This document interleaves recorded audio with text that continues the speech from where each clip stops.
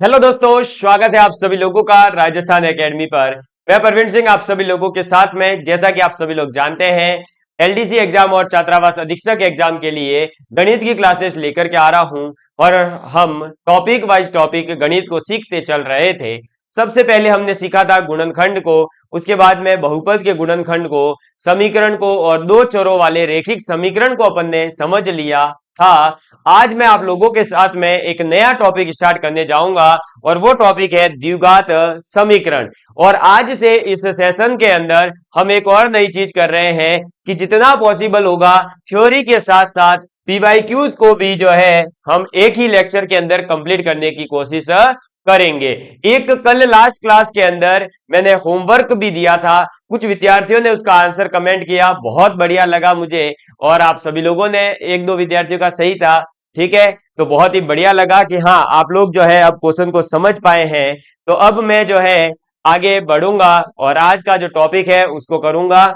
जो last class का question है उसको आप सभी लोग जो है खुद करेंगे, और अगर आज भी आपसे नहीं होगा तो फिर संडे की जो इस बार क्लास लगने वाली है, विशेष शनिवार और रविवार को इस बार क्लास लग सकती है, तो आप लोगों के लिए उस दिन जो है उस क्वेश्चन को अपन सॉल्व कर देंगे। क्योंकि आज मैं चाहता हूं कि ये द्विघात समीकरण वाला एक जो नया टॉपिक है इसको एक शुरू कर ही दिया जाए, क्योंकि वो थोड़ा सा कैलकुलेटिव है, अगर उसको करने गए तो फिर टाइम लगेगा। उसका आंसर मैं बता देता हूं, x बराबर 4 उसका आंसर है। उड़ान से रिश्ता रखता है पंछी, आसमान से रिश्ता रखता है पंछी, मंजिल चाहे दूर कितनी ही क्यों न हो, मंजिल चाहे दूर कितनी ही क्यों न हो, थकान से कब रिश्ता रखता है पंछी, थकान से कब रिश्ता रखता है पंछी। तो ये लाइनें याद रखिएगा कि आपको थकान से कोई रिश्ता नहीं रखता, मंजिल चाहे दूर क्यों ना हो, आपको उस मंजिल तक पहुंच करके रहना है। और आज का टॉपिक मैं शुरू करने जा रहा हूं, क्वाड्रेटिक इक्वेशन, द्विघात समीकरण। इससे पहले हमारी 8 क्लासेस हो चुकी है जो हमारे यूट्यूब चैनल पर प्लेलिस्ट के अंदर सिस्टमेटिकली आप लोगों के लिए अवेलेबल है। आप देख सकते हैं और अपने नोट्स बना सकते हैं। साथ ही साथ आप लोगों को पता होगा हमारी साइंस की पुस्तक जो है आप सभी लोगों के लिए अब जो है एक ही दो दिन में आपके पास मार्केट के अंदर उपलब्ध होगी, तो आप उसे जरूर देखें और अपने नोट्स जरूर बनाइएगा और देखिएगा और उस पुस्तक का फीडबैक दीजिएगा कि वो पुस्तक कैसी थी। चलिए अब आज का अपन टॉपिक पढ़ लेते हैं, द्विघात समीकरण।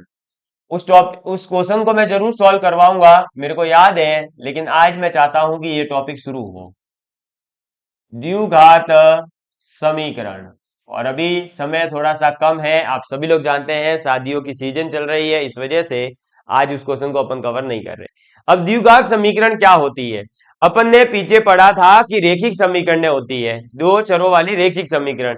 रेखिक समीकरण का मतलब मैंने क्या समझाया था कि जो आपके समीकरण के अंदर उपस्थित जो चर होते हैं वो चर आपके कैसे होने चाहिए, तो वो चर जो है उनके ऊपर घात एक होनी चाहिए, ठीक है।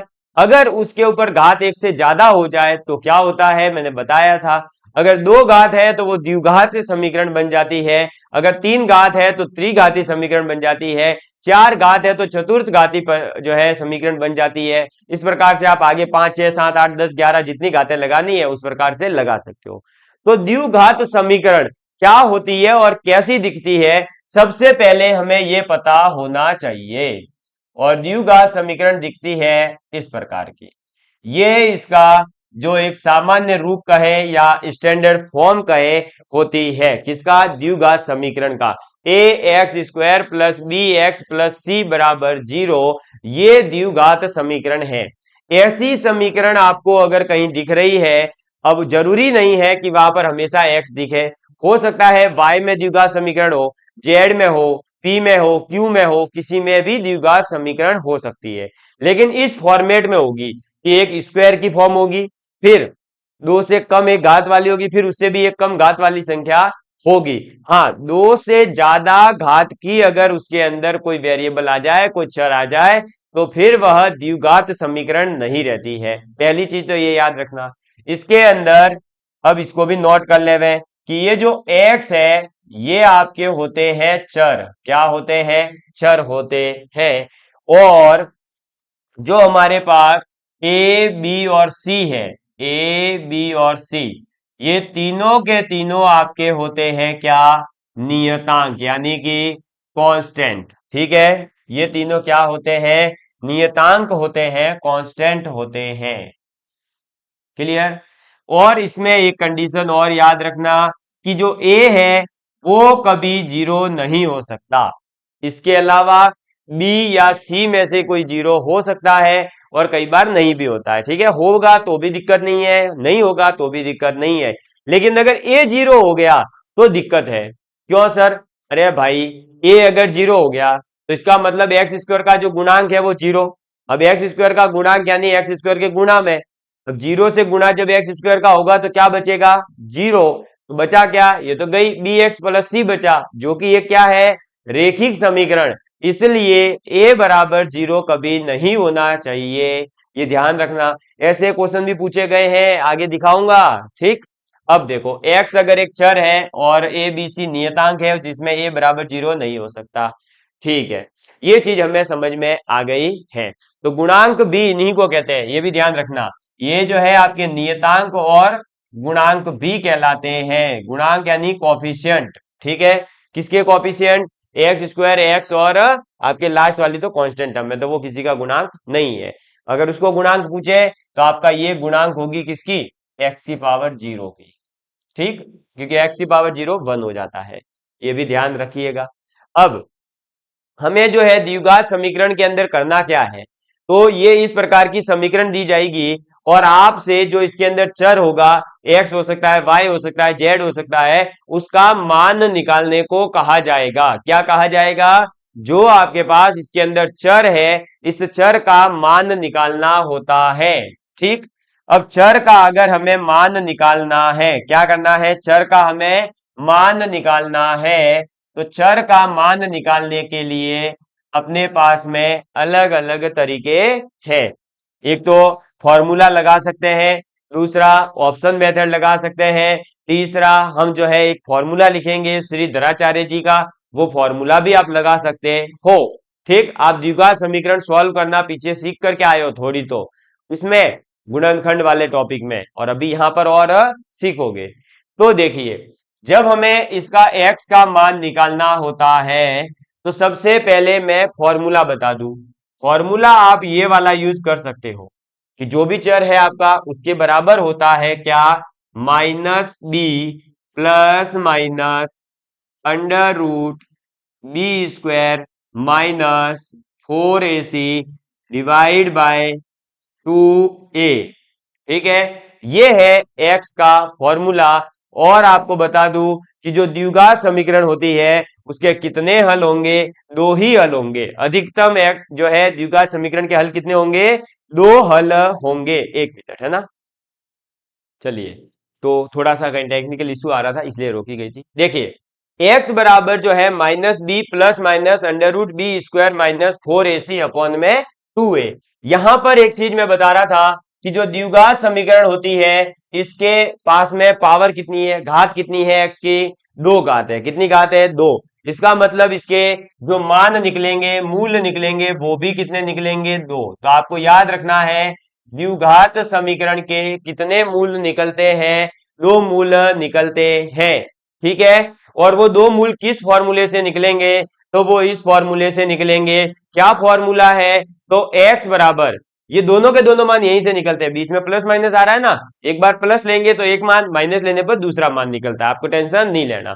x का फॉर्मूला क्या है बस वो याद रखो, minus b plus minus under root b square minus 4ac upon में 2a। ठीक है, तो x का फॉर्मूला क्या है, मूल का फॉर्मूला क्या है, तो minus b plus minus under root b square minus 4ac upon में 2a। ठीक, बी ए और सी है क्या, तो वो यही है जो यहां से आपको समीकरण से मिलने वाले हैं। ठीक है, समझ में आ गई बात, क्लियर है एकदम अच्छे से। तो अब हम क्या करते हैं कि कोई समीकरण उठाते हैं और उस समीकरण के इस फॉर्मूले से और जो दूसरे मैं मेथड बता रहा हूं उनके माध्यम से हम मूल निकालने का प्रयास करते हैं। आपको ये चीज नोट डाउन कर लीजिए, फिर अपन आगे बढ़ते हैं और अपने पीवाईक्यूज भी बताऊंगा मैं भी कि कैसे कैसे इससे क्वेश्चन पूछे गए, करिए इसको नोट डाउन। ठीक है, चलो बढ़े आगे। तो आपने इस चीज को लिख लिया होगा, अगर नहीं लिखा है तो ये लीजिए, थोड़ा सा इधर भी कर देता। अब आगे बढ़ता हूं। अब मान लीजिए हमारे पास में एक समीकरण आ गई और इसको नोट डाउन करेंगे। समीकरण क्या आ गई? पहली हमारे पास x square minus 7x plus 12 is equal to 0। ठीक है, ये हमारे पास में समीकरण है। क्या? X square minus 7x plus 12 is equal to 0। ये एक समीकरण है द्विघात, और इसके जो है हमें मूल ज्ञात करने हैं। सबसे पहले हम क्या करेंगे? जो स्टैंडर्ड इक्वेशन है उससे तुलना करेंगे और एबीसी का मान ज्ञात करेंगे। एक्स स्क्वायर का कॉफिशिएंट क्या होता है? ए। यहां पर कितना है कॉफिशिएंट? 1, तो ए बराबर आ गया 1। एक्स का कॉफिशिएंट क्या होता है? बी, और बी का गुणांक जो है वो कितना है? बी का वैल्यू -7। साइन के साथ में लेना है, जो इनका चिन्ह हो वो चिन्ह भी साथ में लेना है। ठीक है, और सी का मान, तो सी का मान है +12 यानी 12 ले लेंगे। तो ए, बी और सी तीनों का मान अपने पास आ गया है। अब इसका मूल निकालने का तरीका देखो, फॉर्मूला लगा दो। श्री धराचार्य जी का ये फॉर्मूला है, 10th क्लास में बताया होगा आपको। x बराबर -b plus minus under root b square minus 4ac divide by 2a। एक आपको और बता दूं, ये फॉर्मूले जितने भी है गणित के अंदर, वो तभी याद होंगे जब आप उन फॉर्मूलों को बार बार क्वेश्चन सॉल्व करते समय यूज करोगे। ठीक है, और उन फॉर्मूलों को पूरा पूरा लिखने का प्रयास करिए। आप 10-12 क्वेश्चन में जब पूरे पूरे फॉर्मूले को लिखोगे तो बाद में फिर आगे आपको जो है सोचने की जरूरत नहीं पड़ेगी और आप सीधे सीधे कर पाओगे। तो ऐसे मैं जैसे कर रहा हूं सिस्टमेटिकली, स्टेप बाय स्टेप, वैसे करिए, आपको समझने में भी आसानी होगी, साथ ही साथ आपके कॉन्सेप्ट भी क्लियर होंगे, ताकि आप आगे जो नया क्वेश्चन बनता है एग्जाम के अंदर उसको कर पाओगे। एक्स का मान ये होता है। अब इसके अंदर आप क्या करोगे भाई? मान पुट करो। -b यानी b की वैल्यू कितनी है? -7, और एक माइनस ऑलरेडी है क्योंकि यहां पर -b है, और b का मान है -7। तो माइनस गुणा -7 आ जाएगा, plus minus under root b square यानी -7 का स्क्वायर -4। ए का मान कितना है? 1। सी का मान कितना है? 12। ठीक है, डिवाइड बाय 2, और ए का मान कितना है? 1। अब इसको सॉल्व करेंगे। माइनस गुणा माइनस आपको पता होगा, बता दिया है गुणनखंड वाले टॉपिक में।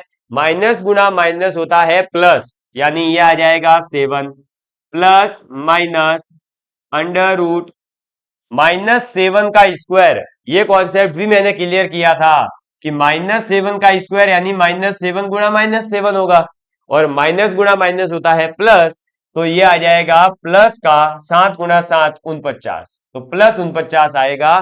यानी यहां पर जो है अभी अपन पुट क्या करेंगे? 49। फिर 12 इंटू 1 12, और फिर 12 इंटू 4 तो 12 चौक 48, माइनस के 48, डिवाइड बाय 2 इंटू 1 2।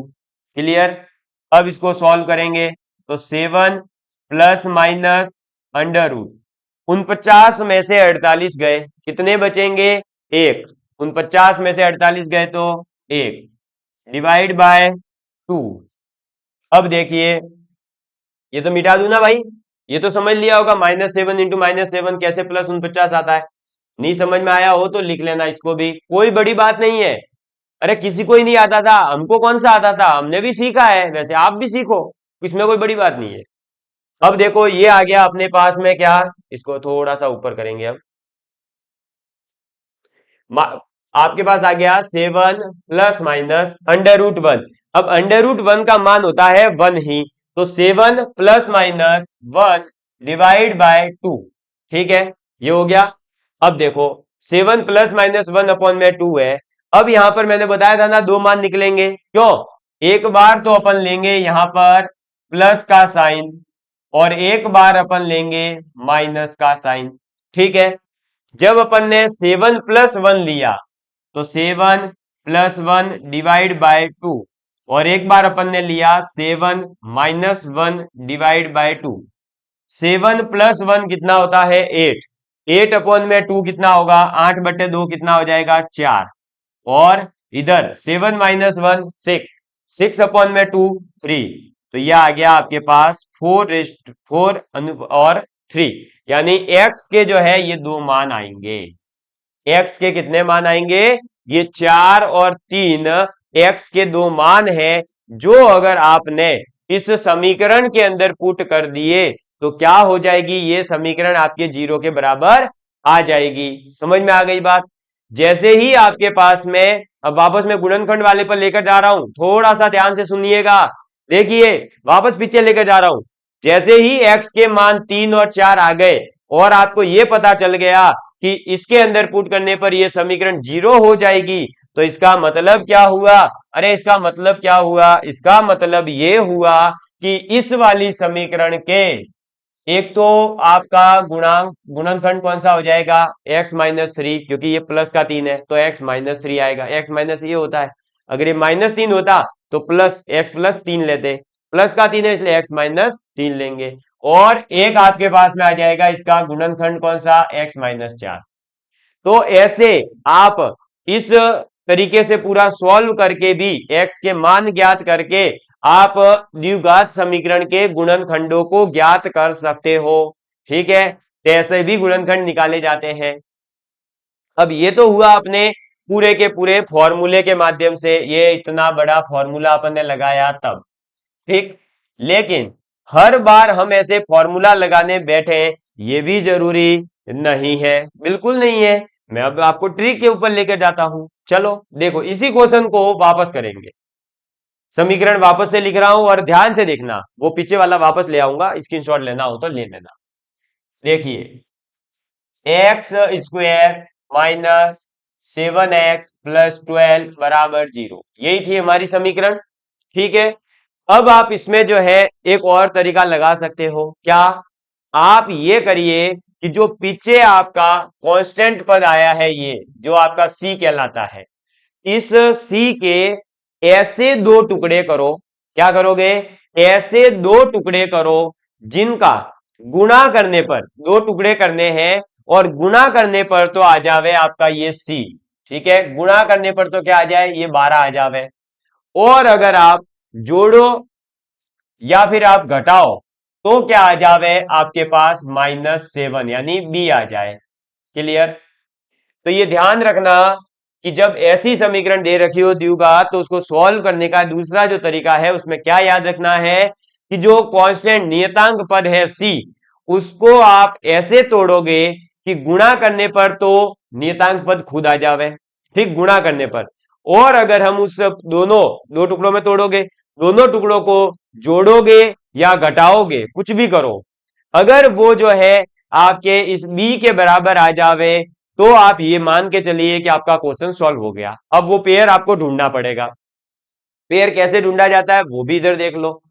जैसे 12 के गुणनखंड करना मैंने सिखाया था आपको, क्या क्या बताए थे। तो भाई या तो आप इसको लिखोगे 1 इंटू 12, या लिखोगे 2 इंटू 6, या लिखोगे 3 इंटू 4। इसके अलावा और कोई इसका गुणनखंड नहीं बनता है। ठीक, अब अपना दिमाग लगाओ कि गुणा करने पर तो इन तीनों पेयर के अंदर 12 आ रहा है, तो सी का मान तो आ गया। अब इनको जोड़ के और घटा करके चेक करो, किसमें -7 आ रहा है। जिसमें भी आ रहा होगा वो ले लेना, जिसमें नहीं आए वो गया काम से। अब देखो 12 और 1 13, भाई 12 प्लस 1 करोगे तो 13 आएगा, और 12 माइनस 1 करोगे तो 11 आएगा। लेकिन कभी भी -7 या प्लस का 7 आ रहा है क्या, नहीं आ रहा, मतलब ये गया। तो ये पहला वाला जो पेयर है ये क्या हो गया, टाटा बाय बाय। 6 और 2 को जोड़ो 8 आ जाएगा, 6 में से 2 घटा दो 4 आ जाएगा, कभी भी 7 नहीं आएगा। ठीक है, माइनस का 7 लाना है, प्लस का लाना है, वो तो मैं लाने की सिखाऊंगा, लेकिन पहले 7 आ जावे बस। ठीक, 3 और 4 को जोड़ो 7 आ गया, हो गया अपना काम। लो यही पेयर है। ठीक है, अब देखो आपके दिमाग में आएगा कि 3 और 4 को जोड़ने पर, सर आपने कहा 7 आ रहा है इसलिए यही पेयर होगा। ठीक है, और 3 और 4 का गुणा करने पर 12 आ रहा है, ये भी बात सही है। लेकिन सर इसके आप आगे अभी और मैं समीकरण दिखाऊंगा जिसमें माइनस में भी रूट आते हैं, तो उनका कैसे हम पता लगाएंगे? तो आपको क्या करना है बेसिकली कि जैसे ही आपको पता चल गया कि ये वाला जो है आपका पेयर काम कर रहा है, तो फिर आप 3 और 4 को इधर लिख लीजिए। ये लिखा 3 और ये 4, ठीक है। अब देखो आपको क्या करना है, आपको क्या करना है, गुणा करने पर तो 12 लाना था, जो तो आ रहा है इसमें इसमें गुणा की दिक्कत नहीं आती है, दिक्कत आएगी इस बी वाले पद को लाने की। अब मैंने क्या बोला है, बी वाला पद लाना है जोड़ने या घटाने पर, और बी का पद का मान कितना है, -7 है, जबकि 3 और 4 को जोड़ोगे तो +7 आएगा, अपने को लाना है -7।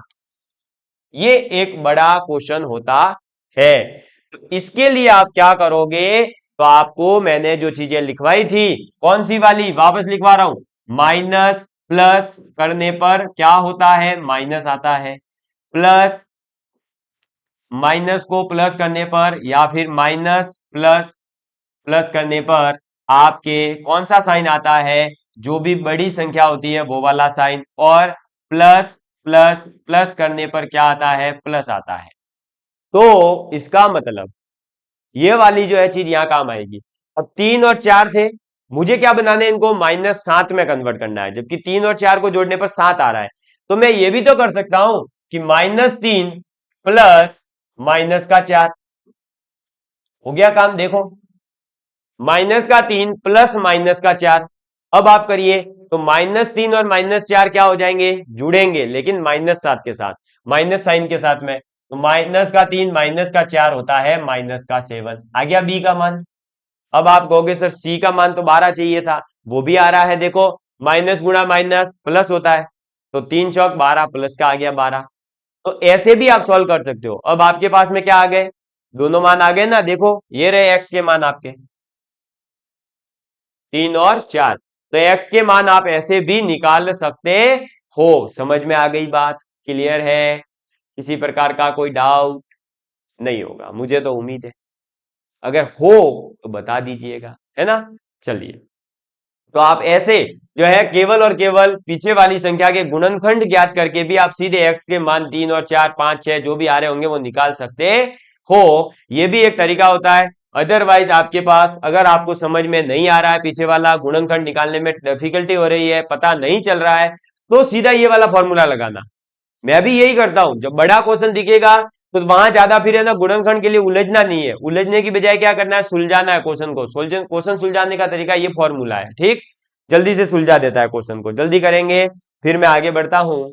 और ओके, सब चीजें सही चल रही है, जल्दी से करेंगे भाई, जल्दी है, जल्दी जल्दी जल्दी, है ना। और अगर आप लोगों को जो है पढ़ने में मजा आ रहा हो तो प्लीज जो है अपने दोस्तों के साथ जरूर शेयर करिएगा।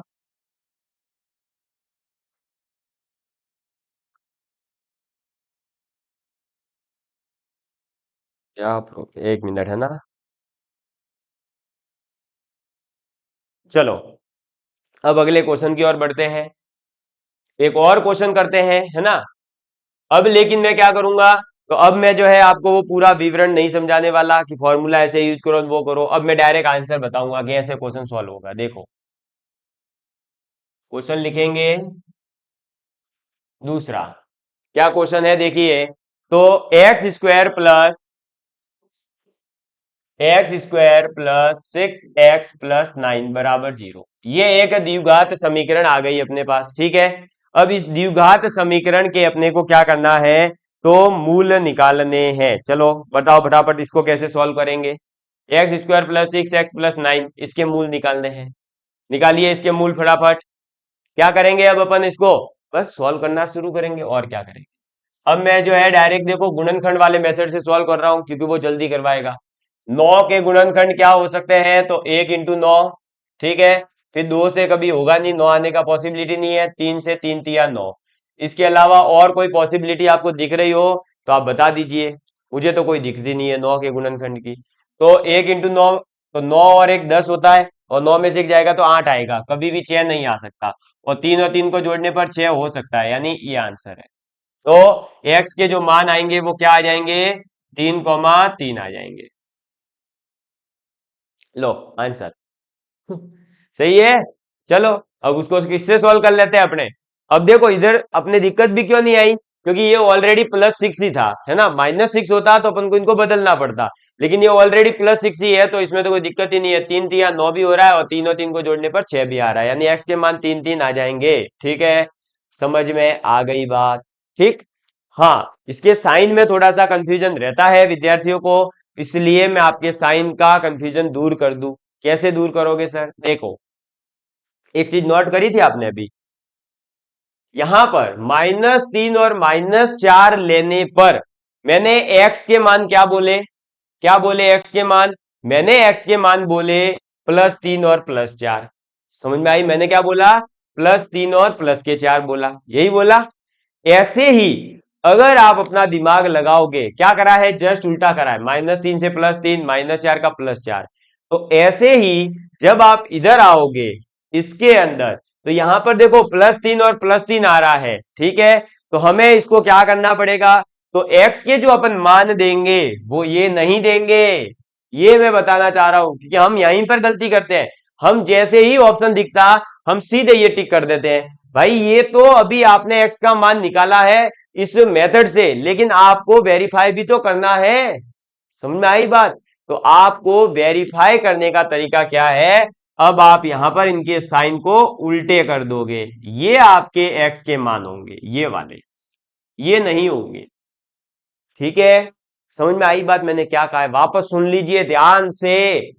x के मान जब आप ऐसे गुणनखंड मेथड से निकालोगे, तो आप यहां पर केवल जो है उसके मान निकालोगे कि ये आएंगे, लेकिन साइन के साथ में वो आंसर नहीं देता है। गुणनखंड वाला मेथड साइन के साथ आंसर नहीं देता, जबकि हमारे ऑप्शन जो होंगे वो साइन के साथ में x की वैल्यू को दे रखे होंगे। तो फिर हम साइन कौन से लगाएंगे? तो वो याद रखने का तरीका ये है कि गुणनखंड करने पर आपके देखो 3 और 3 6 डायरेक्ट हो रहा था। इसका मतलब जो भी आप बिना साइन के वैल्यूज आ रही हो उनके उल्टे साइन लगा दीजिएगा। ठीक है, जैसे यहाँ +3 आया तो -3 किया। मैंने पीछे क्या किया था? तो देखो -3 और -4 से आ रहा था -7।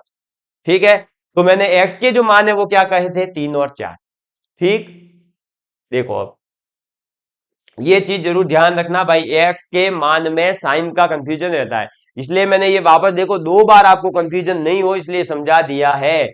और इसी क्वेश्चन को आप जो है अब उस फॉर्मूले से कर लो। तो x बराबर हो जाएगा -b यानी -6 प्लस माइनस √b² यानी 36 -4, a की वैल्यू 1, c की वैल्यू 9 डिवाइड बाय 2 इंटू 1, ये हो जाएगा -6 plus minus √36 divide by 2, -6 plus minus 36 0 divide by 2, ये देख लो -6/2, आगे के नहीं आगे, दोनों के दोनों देखो -3। ये वो केस है जिसके अंदर दोनों मूल समान है। ठीक है, ये भी आगे समझाऊंगा कौन सी समीकरण के दोनों मूल समान होते हैं, कौन सी समीकरण में दोनों मूल अलग अलग आएंगे, कौन सी समीकरण में वास्तविक मूल और काल्पनिक मूल आएंगे, वो सब भी अपन आगे अभी पढ़ेंगे, डिस्क्रिमिनेंट भी निकालना सीखेंगे। लेकिन अभी हम केवल और केवल द्विघात समीकरण को हल करना सीख रहे हैं, वो ज्यादा जरूरी है। ठीक, चलो लिख लेंगे, इसको नोट डाउन कर लेंगे। दोनों मेथड से अब मैंने बता दिया आपको, अब आपके मन में कोई डाउट नहीं होना चाहिए। अब मैं आपको कुछ क्वेश्चन दे रहा हूं, वो क्वेश्चन आपको करने हैं। ठीक, एक क्वेश्चन है, आप लिखिएगा, ये आपको अब इनके आंसर भी देने हैं, कमेंट करने हैं। ठीक है, x² -11x + 24, एक तो ये क्वेश्चन है। ठीक, इसके क्या करने हैं सर? मूल ज्ञात करने हैं। लो दूसरा क्वेश्चन, ये सब अब होमवर्क में दे रहा हूं आपको। एक क्वेश्चन है 2x² -9x + 7 = 0, इसके ये दो समीकरणें हैं। ये दूसरी वाली इसीलिए दी गई है कि आपके दिमाग में ये गलतफहमी नहीं घुस जाए कि x बराबर जो x का गुणांक है वो हमेशा 1 होता है। नहीं, 1 नहीं होता, ऐसा कोई जरूरी नहीं है। ठीक है, चलिए, तो ये दो क्वेश्चन आपके लिए होमवर्क है, और द्विघात समीकरण की अपन शुरुआत कर चुके हैं। बिल्कुल भी अब डरना नहीं है, चीजें धीरे धीरे समझ में आ जाएगी। जैसे आपको पिछले सभी टॉपिक समझ में आए हैं वैसे ही ये भी आएगा, बस थोड़ी धीरे धीरे प्रैक्टिस करिए, है ना। चलो, आज इन दोनों के मूल अगर आप सही से निकालना सीख गए तो आपका मान लीजिए कि आज का लेक्चर देखना सार्थक हो चुका है। ठीक, इससे ज्यादा अपने को ज्यादा लोड नहीं लेना, क्योंकि आज ही मैंने हाइपरटेंशन रोग पढ़ाया है। देखी कि नहीं विज्ञान की क्लास, देख लेना। धन्यवाद। जय हिंद, जय भारत। मिलता हूं अगली क्लास में बहुत ही शानदार से क्वेश्चंस के साथ।